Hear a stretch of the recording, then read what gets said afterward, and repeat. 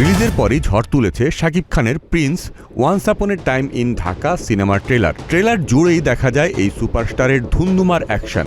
ট্রেলারে আরও নজর কাড়েন ভারতীয় অভিনেতা বিদ্যেন্দু ভট্টাচার্য, তাকেও দেখা যায় ভায়োলেন্সের মেজাজে। তবে ট্রেলারে চোখে পড়ার মতো কম দেখা গেছে শাকিব খানের আলোচিত দুই নায়িকাকে। প্রিন্স সিনেমা শুরুর আগে তুমুল আলোচনা ছিল কে বা কারা হচ্ছেন শাকিব খানের নায়িকা। সেই তালিকায় বাংলাদেশ ও ভারতের অনেকের নাম সামনে এসেছে। তবে সবশেষে চূড়ান্ত হন বাংলাদেশের অভিনেত্রী তাসনিয়া ফারিন এবং ভারতের অভিনেত্রী জ্যোতির্ময়ী কুণ্ডু। এ নিয়েও ছিল তুমুল আলোচনা।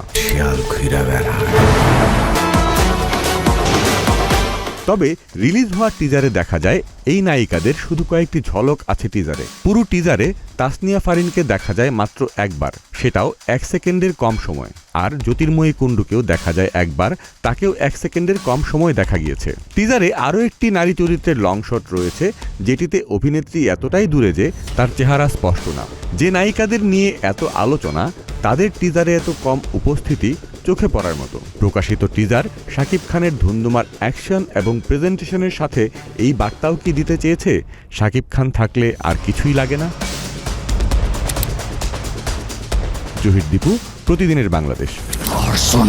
বুলেটের বৃষ্টি।